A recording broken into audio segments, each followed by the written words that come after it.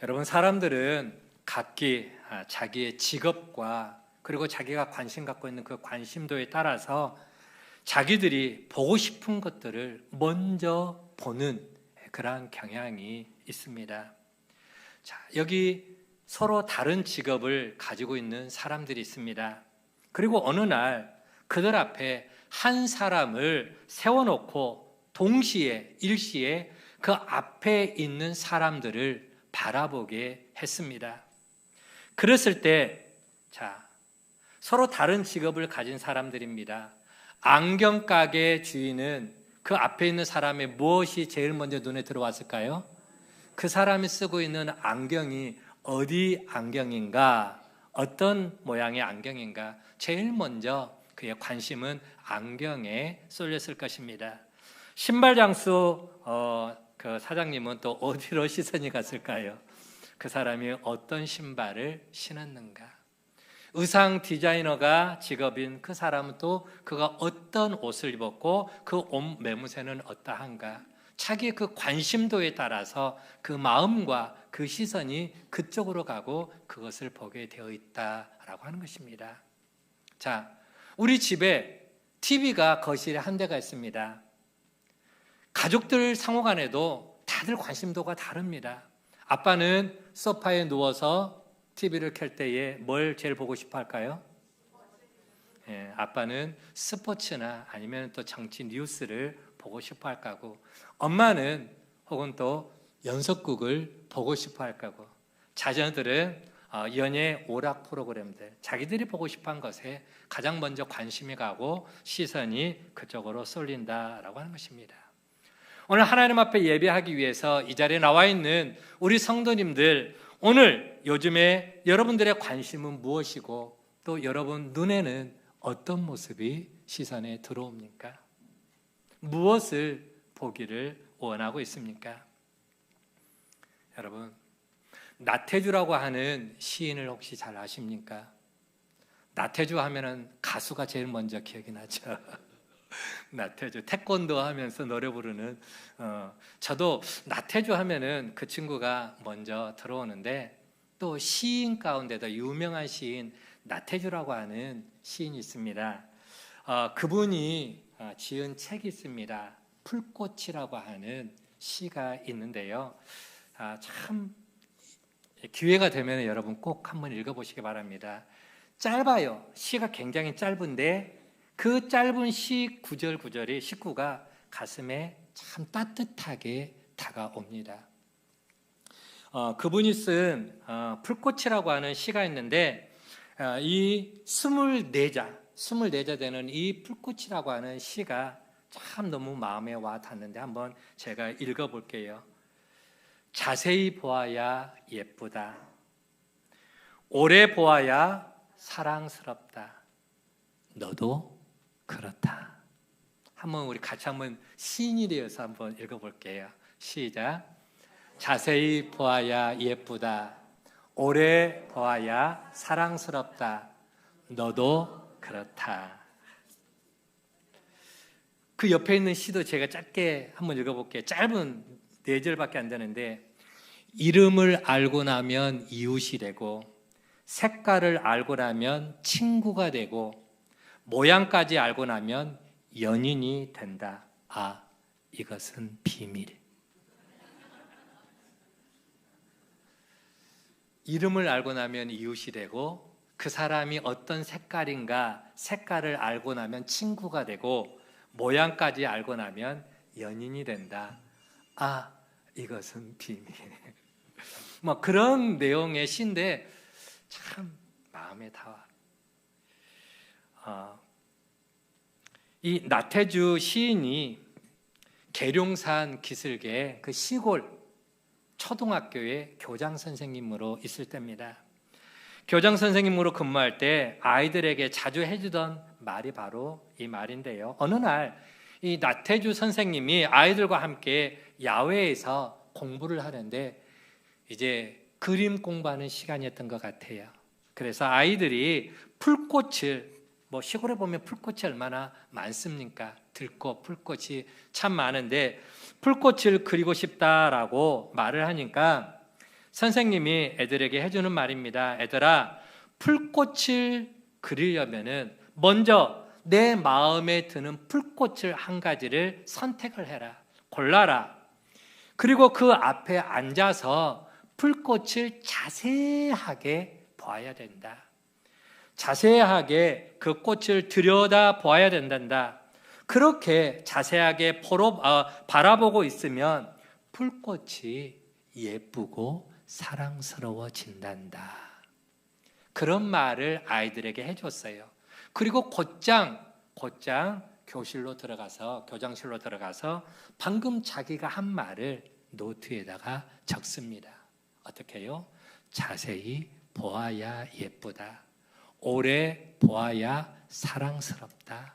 너도 옆에 분에게 너도 그렇다.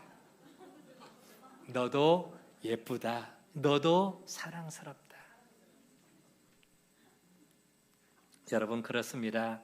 아무리 이상하게 보여도요, 자세하게 쳐다보면 예쁘지 않은 게 없습니다. 또 오래 보면 오래 볼수록 사랑스럽지 않은 게 없죠. 명선 집사님, 섹시가 그렇게 사랑스럽지 않나요? 그렇죠? 바라보면 바라볼수록, 오래 보면 오래 볼수록. 그래요. 우리는 오래 봐야 됩니다. 그리고 자세히 봐야 되죠. 우리가 오래 보고 자세히 보면은 그 사람에 대해서 평소에 몰랐던 것들이 조금 더 이해가 됩니다. 또 그를 오래 보아야 내 마음에 조금이라도 더 담을 수가 있기 때문에 그렇다라고 하는 것입니다. 말씀으로 들어가 볼게요. 오늘 사람들의 눈길에 그저 그렇게 스쳐 지나가듯이 보여진 한 사람이 있었습니다. 무관심 속에 누구도 그에게 눈길을 주지 않는 그저 그렇게 스쳐 지나가는 한 사람. 그는 지난 40여 년 동안 그렇게 사람들에게 무관심 속에 스쳐 지나가는 그런 인물로 지나쳐 살았죠. 예루살렘 성전에는 참 많은 문들이 있는데요. 동문, 북문, 서문, 남문 다양한 문들이 있는데 그 가운데에 이름처럼 아름다운 문이 하나가 있었습니다. 무슨 문일까요? 미문입니다. 아름다울 미자를 쓰는 미문. 이 문이 얼마나 아름다웠는지 유대 역사가인 요세푸스는 이 문을 향하여서 은으로 도금하고 금으로 장식한 여느 성문들보다 훨씬 더 진귀한 성문이 바로 이 미문이다라고 그렇게 기록을 해놓았습니다.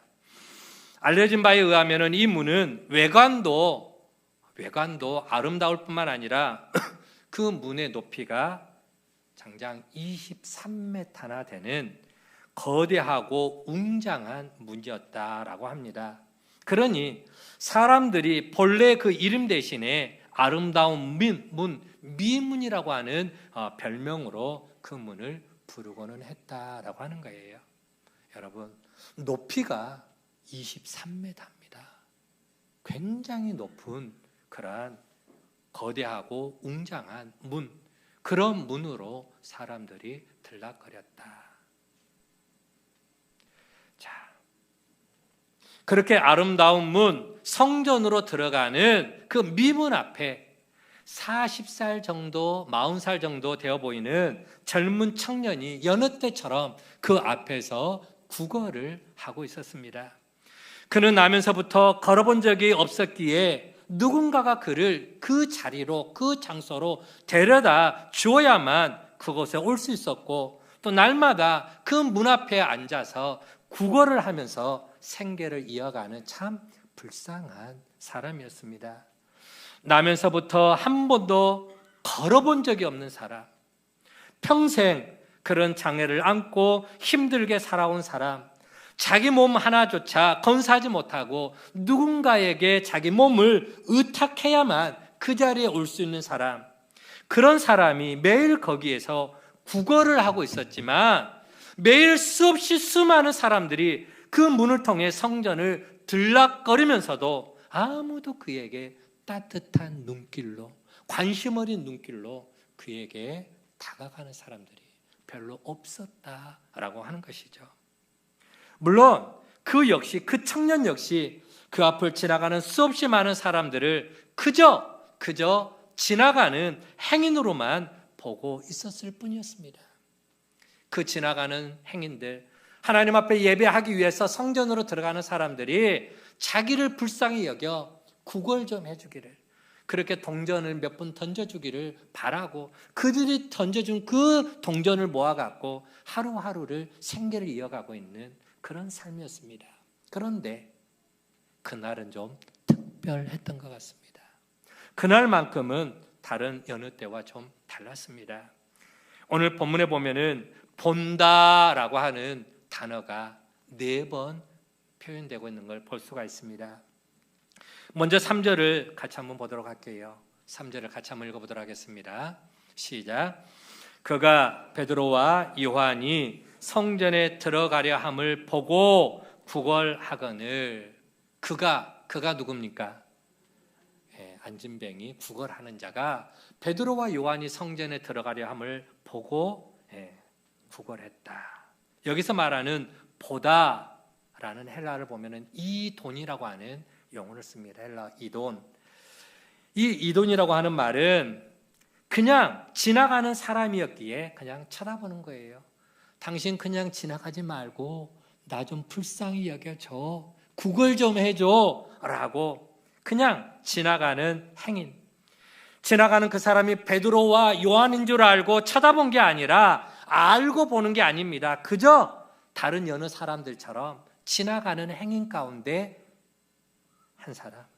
그래서 그냥 눈길이 그들에게 간 것이죠. 그리고 영혼 없는 구걸하는 말투로 나에게 적선 좀 하십시오, 그렇게 말을 했겠죠.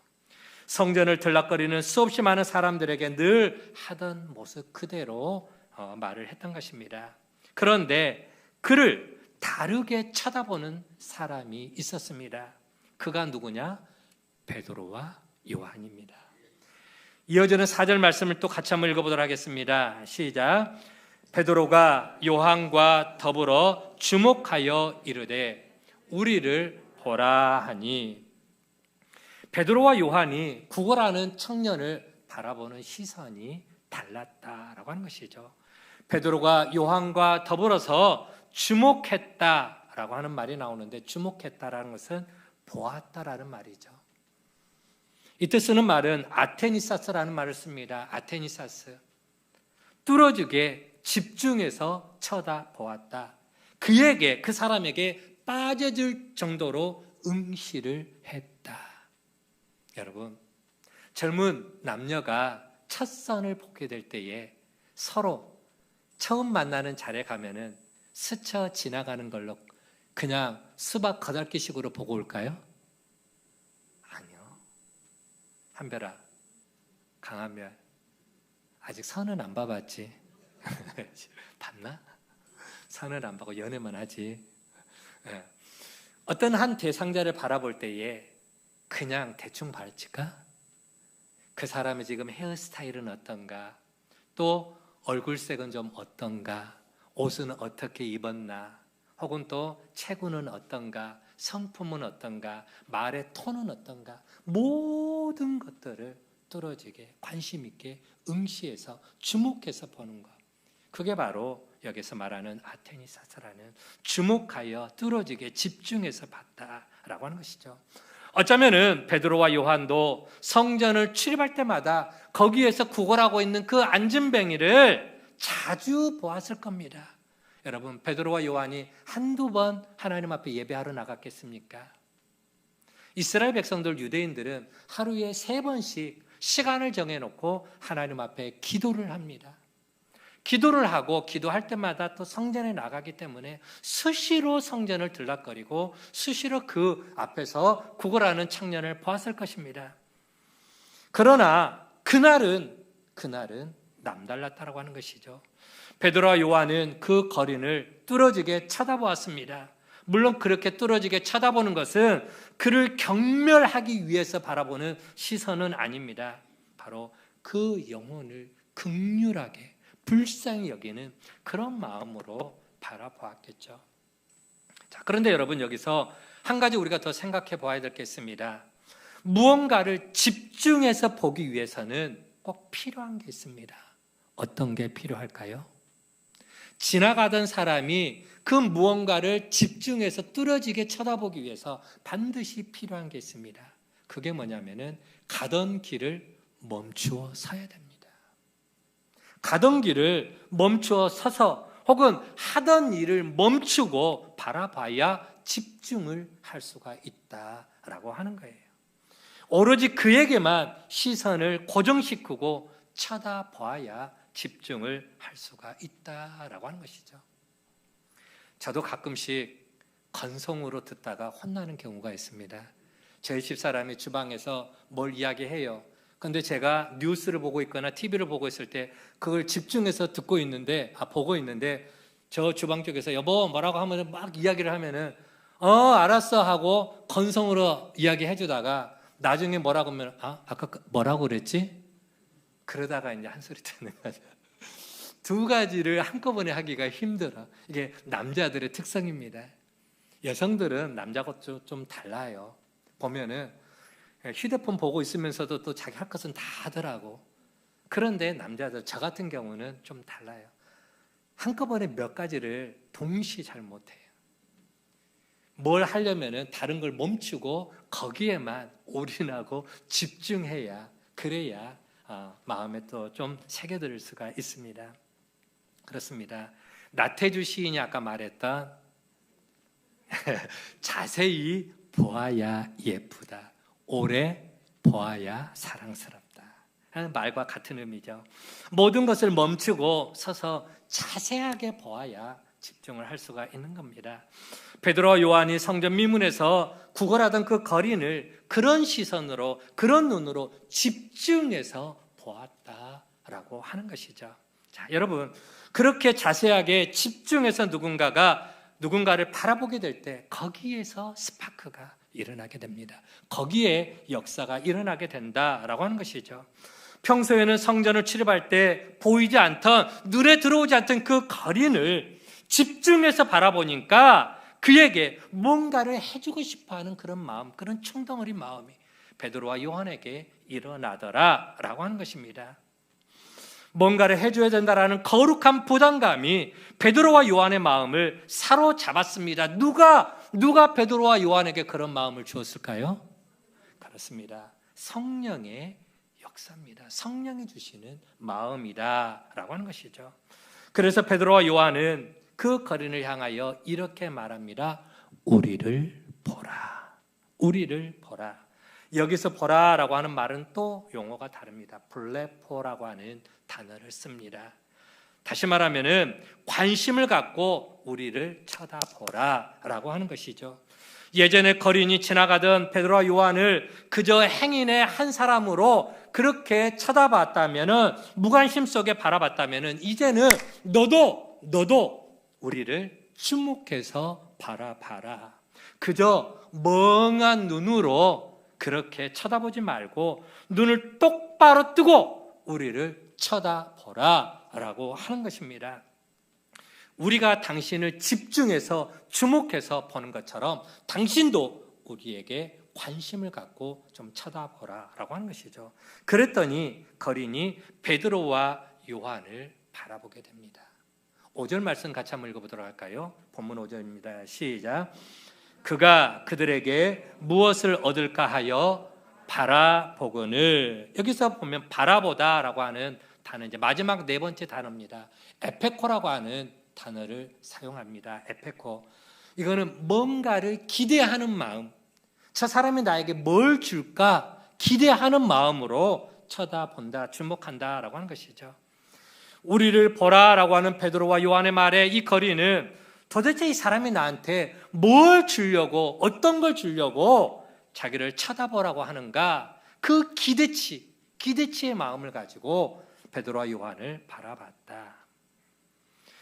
그렇게 베드로의 눈과 거린의 눈이 서로를 이제 마주하게 된 것이죠.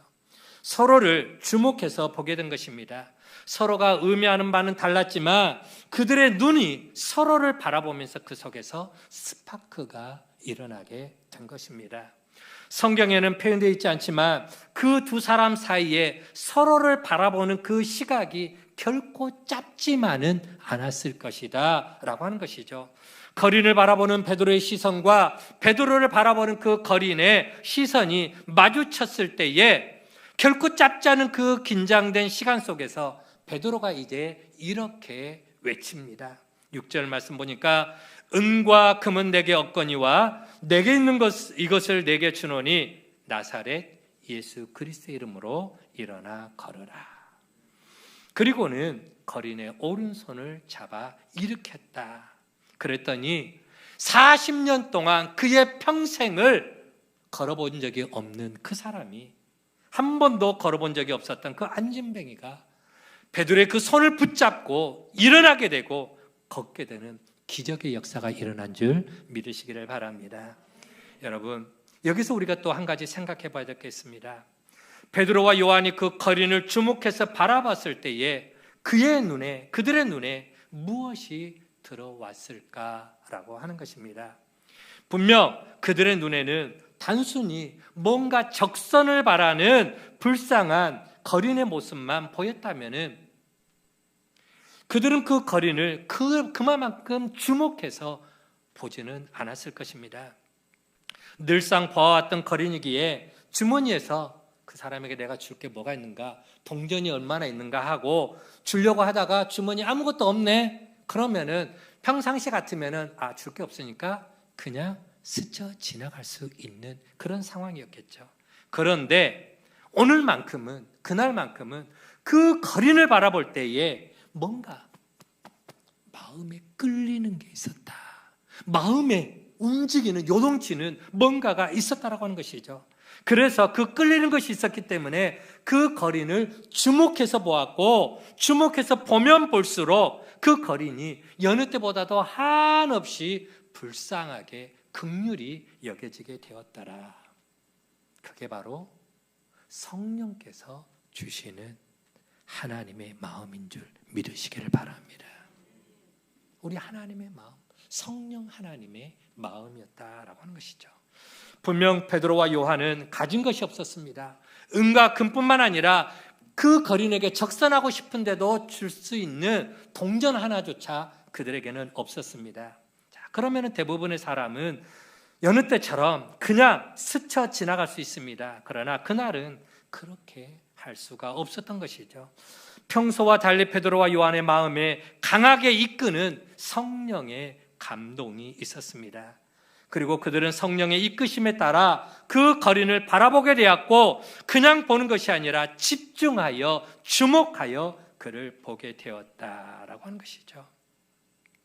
그리고 거린에게 지금 우리가 할 수 있는 게 뭘까를 생각했습니다. 주머니에 적선할 수 있는 뭔가가 전혀 없는 그 상황 속에서, 동전 하나 없는 그 상황 속에서 왜 성령은, 왜 하나님은 자꾸만 그에게 시선이 가도록, 그를 긍휼히 여기는 마음을 갖도록 왜 그렇게 했을까? 그걸 생각하니까 분명 그 시간에 그 장소에서 하나님께서 그들을 통해서 뭔가를 일하실 것 같다라고 하는 마음이 있었을 것입니다. 그래서 그들은 지금 자신들이 가지고 있는 무언가를 그에게 줍니다. 그들에게 줄 수 있는 게 뭐겠습니까? 그들이 줄 수 있는 것, 그렇습니다. 바로 그들이 지금 가지고 있는 것은 동전이 있는 게 아니라 자신 있게 줄 수 있는 것, 곧 나사렛 예수 그리스도의 이름이었습니다. 그들에게 나사렛 예수의 이름, 예수님에 대한 믿음만큼은, 성령이 충만했기 때문에 예수님에 대한 믿음만큼은 가득 채워져 있었습니다. 그런 면에서 보면은 베드로와 요한은 바로 성령의 사람이었던 것을 알 수가 있습니다. 여러분, 성령의 사람은 성령의 세미한 이끄심에 민감하게 반응하는 줄 믿으시기를 바랍니다. 성령께서 우리를 통해 뭔가 일을 하시고자 하실 때에 가장 먼저 거기에 그곳에 마음이 가고 우리의 시선이 그곳으로 나아가게 되는 것이죠. 뭔가를 새롭게 보게 된다라고 하는 것입니다. 예전까지는 전혀 보지 못했던 것, 예전에는 관심조차 없었던 거기에 그것에 눈길이 가는 것, 그것은 바로 그곳에서 뭔가를 이루시려고 하는 하나님의 계획이 있기 때문이다 라고 하는 것입니다. 기도하다가 내 마음에 이끌리는 것이 있을 겁니다. 기도하다가 누군가가 생각이 나고요, 기도하다가 뭔가 마음이 동하는 것이 분명히 있을 때가 있습니다. 그것은 바로 성령께서 우리 마음에 주시는 감동입니다. 성령께서 우리에게 주시는 감동이에요. 예전에도 제가 한번 간증을 한 적이 있습니다만은, 광주에서 이제 매형하고 누님이 교회를 섬기고 있습니다. 목회를 하고 있습니다. 개척교회 초창기입니다. 개척교회 초창기인데, 우리처럼 이렇게 예배당은, 조그만 예배당은 있는데 이제 그 예배당에 갖춰야 될 성구가 없는 거예요. 강대상이라든가 의자들이 지금 아직 제대로 갖춰져 있지 않는 거예요. 그런데 하나님께서 꿈에 누님에게 꿈을 보여주는데, 전혀 얼굴도 모르고 이름도 모르고 만나본 적도 없는 누군가가 봉투를 들고 교회를 오는 모습을 하나님이 보여주시더래요. 봉투를 들고 오는 모습을. 그런데 그 다음 날 누군가가 정말 교회를 찾아왔어요. 봉투에는 500만 원을 들고 교회를 찾아온 겁니다. 그런데 그 사람이 꿈에 본 그 사람이에요. 그리고 하나님께서 그 봉투를 들고 온 그 사람에게 기도를 하는데 성령께서 감동을 주시더라는 거예요. 그에게 있는 그 500만 원은 우리가 직장 생활을 하다 보면은 생각지 못한 돈이 생길 때가 있잖아요. 월급 말고 생각지 못한 보너스를 받은 그 돈이었던 것 같습니다. 그런데 그 돈이 생겼는데 이것을 하나님이 기뻐하는 곳에 쓰여지기를 원하고 있는데, 성령께서 감동을 주시면서 이끄시는 데가 바로 그 누님네 교회였던 것 같습니다. 그래서 그냥 순종하고 성령의 이끄심 따라 순종하고 왔어요. 그러면서 누님은 꿈을 통해서 그렇게 인도함을 받았고, 그 사람도 성령의 이끄심을 따라서 그렇게 해서 그가 가져온 그 500만 원을 가지고 교회에 필요한 성구를 마련을 했다라고 하는 것입니다.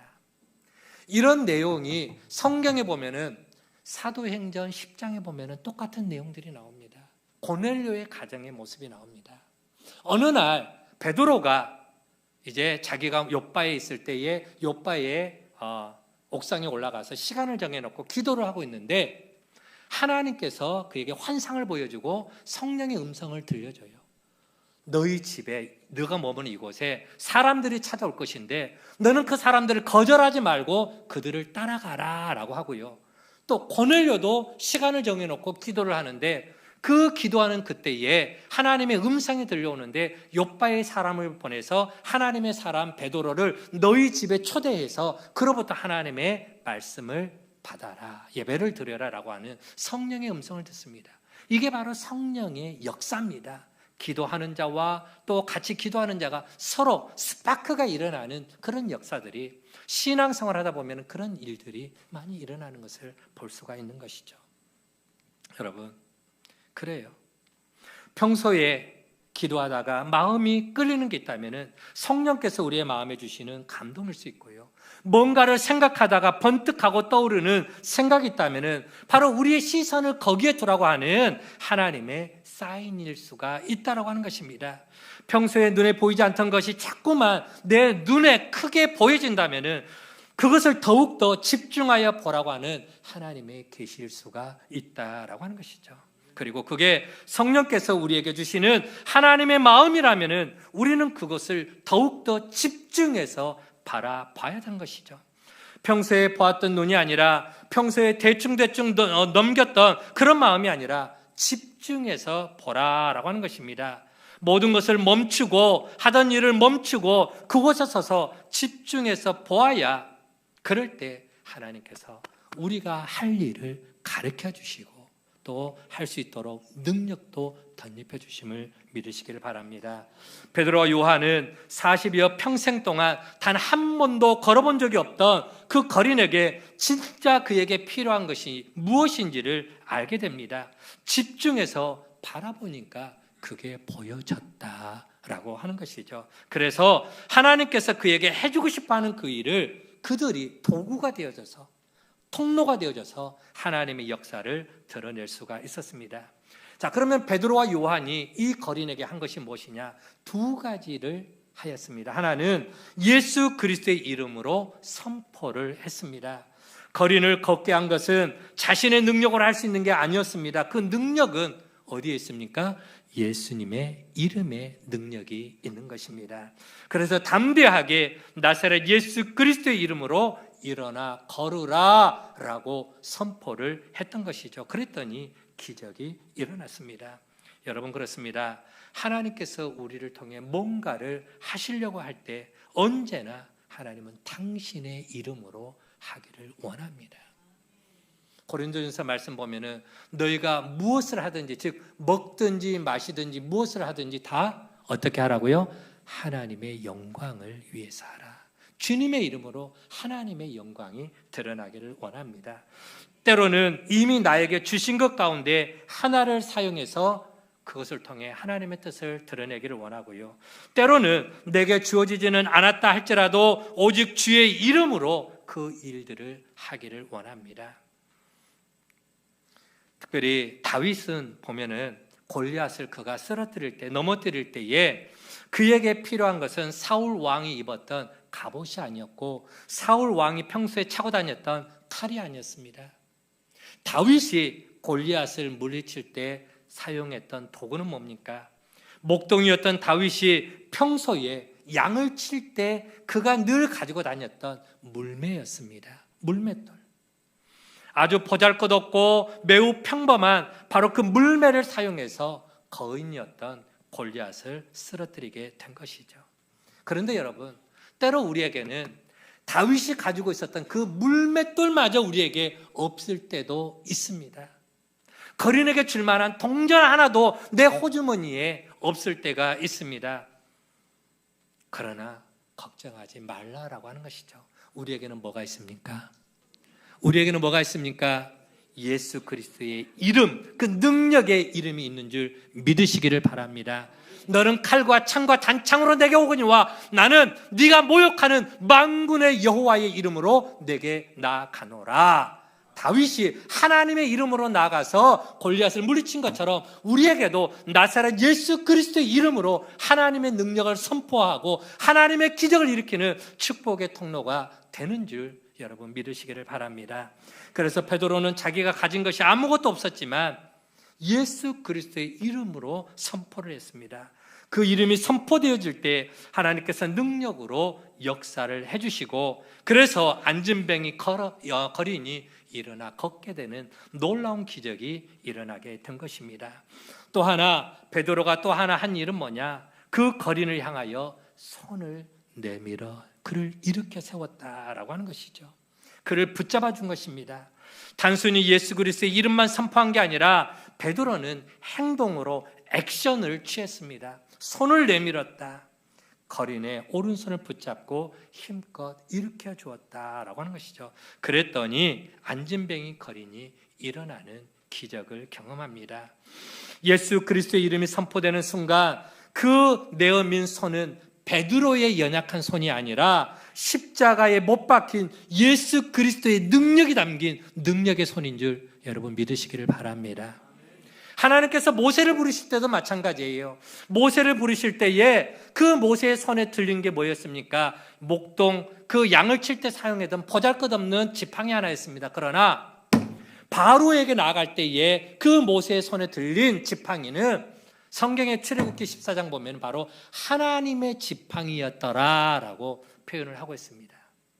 하나님의 능력을 드러내는, 하나님의 기적과 역사를 드러내는 지팡이, 모세가 하나님의 지팡이를 가지고 반석을 쳤을 때의 반석에서 샘물이 터지는 역사가 나타나는 것이고, 그 지팡이가 홍해를 쳤을 때에 홍해가 갈라지는 역사가 나타나는 것이고, 그 지팡이로 나일강을 쳤을 때 나일강이 피로 바뀌는 역사가, 기적의 역사, 하나님의 축복의 도구로 쓰임을 받게 되더라 라고 하는 것이죠. 여러분, 그렇습니다. 우리에게는 분명 능력이 없습니다. 그러나 우리가 예수 그리스도의 이름으로 손을 내밀 때에 예수 그리스도의 능력이 우리의 손을 통해서 흘러나간다는 사실을 믿으시기를 바랍니다. 우리는 잘 압니다. 어린 아이의 손에 들려진 작은 도시락 하나, 그 도시락 안에는 물고기 2마리와 떡 5개가 있었습니다. 그런데 그 아이의 손에 들려진 그 도시락 하나가 예수 그리스도의 손에 올려질 때에 남자만 5,000명이 먹고도 12광주리가 남는 축복의 도구로 쓰임받게 된다라고 하는 사실이었죠. 고침받은 거리는 너무 기뻐서 성전으로 뛰어들어가 하나님을 찬양했습니다. 그것은 그의 일생 이때의 첫 번째로 맛본 기쁨이었습니다. 단 한 번도 그는 성전에 들어가 본 적이 없었습니다. 늘 성전 미문에 앉아서 그는 그날 그렇게 또 여느 때처럼 구걸하는 삶을 살았습니다. 하지만 베드로와 요한을 통해서 예수 그리스도의 능력이 그에게 선포된 이후에 고침을 받고 난 그의 그날처럼 그렇게 기쁘게 하나님을 찬양해 본 적이 없었던 것이죠. 그날만큼 감격스러웠던 날도 없었던 것 같습니다. 아마도 그는 성전 미문에 앉아 구걸하면서 걸어서 건강한 2다리로 성전을 향하여 들어가는 사람들을 바라볼 때마다 얼마나 그들이 부러웠겠습니까? 나도 저 사람들처럼 걸어서 저 하나님의 성전에 들어가 예배할 수 있다면 언제나 나는 저런 날이 올 것인가? 한번 옆에 사람하고 인사하겠습니다. 걸어온 것이 기적입니다. 건강한 2다리가 축복입니다. 여러분, 건강한 2다리로 하나님의 성전에 온 게 기적이고 축복입니다. 본문에 나오는 이 주인공은 몇 년 동안요? 40년 동안 걸어본 적이 없어요. 성전에 들어오고 싶어도 자기 힘으로 들어올 수가 없어요. 늘 성전 문 앞에만 사람들이 들여다 주니까 구걸하라고.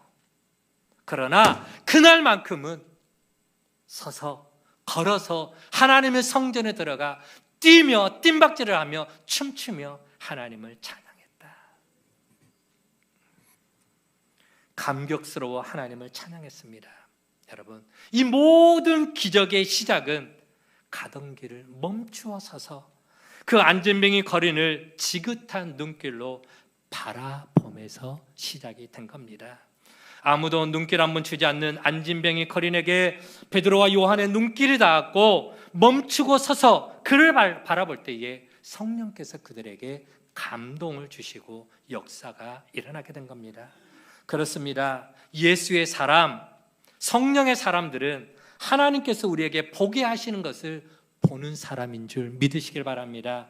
하나님께서 눈길을 주시는 곳에 우리의 눈길이 닿아야 하고 하나님이 멈춰 서신 곳에 우리도 멈춰 서서 하나님의 시선으로 그들을 바라볼 수 있는 그런 눈을 우리가 가져야 된다라고 하는 것이죠. 멈추고 서서 주님의 시선으로 바라보면은 주님께서 그를 얼마나 사랑하시는가를 알게 됩니다. 그리고 나를 통해서 그에게 주님의 은혜와 주의 능력이 흘러가기를 원한다는 사실을 우리는 깨닫게 됩니다. 그럴 때에 우리는 비로소 예수 그리스도의 이름으로 축복을 선포할 수가 있습니다. 주님의 시선으로 바라볼 때에 우리의 손을 내밀어 그의 손을 붙잡아 일으켜 세워줄 줄로 믿습니다. 여러분, 때때로 정신없이 바쁘게 가던 길을 잠시만 멈춰서서 한번 주변을 둘러보시기 바랍니다. 너무 바쁘게만 살아온 삶에 잠깐 동안 쉼을 줄 필요가 있습니다. 너무 바삐 살던 탓에 미처 자세하게 보지 못했던 우리의 가족들, 우리의 이웃들, 우리의 지체들을 이제는 좀 관심 어린 눈길로 한 번 정도 더 바라봤으면 좋겠습니다. 언제나 우리는 예배 드리면서도 하나님의 성전에 함께 나와 예배를 드리면서도 목사님의 축도가 끝나기도 전에 정신없이 성전을 빠져나가기 바빴던, 그래서 서로의 얼굴을 바라보지 못했던 우리 교우들의 모습은 아니었는가? 그렇다면 이제는 조금만 더 자세하게 서로를 바라볼 수 있었으면 참 좋겠다 생각이 듭니다. 여러분, 자세하게 보아야 오랫동안 바라봐야 사랑스럽다. 한 번만 옆에 사람 더 바라보시기 바랍니다. 예쁜지 안 예쁜지, 사랑스러운지 안 사랑스러운지. 그렇습니다. 그렇게 좀 더 집중해서 오랫동안 바라보고 좀 더 집중해서 오랫동안 바라보면은 그가 예전보다 훨씬 더 예쁘고 그에게서 미처 보지 못했던 사랑스러운 매력을 느낄 수가 있을 것입니다. 성령의 사람은 주님의 시선을 가지고 살아가는 사람입니다. 주님이 바라보는 곳을 함께 바라보고 주님께서 손 내밀고 싶어하는 곳에 나의 손을 내밀 줄 아는 사람. 그런 데의 시선과 그런 데의 손을 통해 주님은 오늘도 우리를 통해서 새 일을 행하여 가시고 새 역사와 기적과 축복을 흘러보낸다는 사실을 믿으시고 오늘도 그런 시선과 그런 마음으로 축복의 통로로 살아가는 우리 가족들 되어지기를 제 이름으로 간절히 축원을 드립니다. 하나님 감사합니다. 오늘 하나님 앞에 여느 때처럼 성전에 나아가 예배하기 위해서 그 성전을 향하여 나가던 베드로와 요한, 그곳에 가보니 성전 미문에 40여 년 동안 평생을 그렇게 누군가를 의지해서 그곳에 와서 구걸하고 있는 안진뱅이 거린을 또 그들이 보게 됩니다. 평상시 같으면 여느 때처럼 스쳐 지나갈 만한 삶이었지만 그러나 그날따라 그 거린을 향하여서 남다른 마음과 남다른 시선을 통해 그를 바라보게 됩니다. 바로 성령의 감동이었습니다.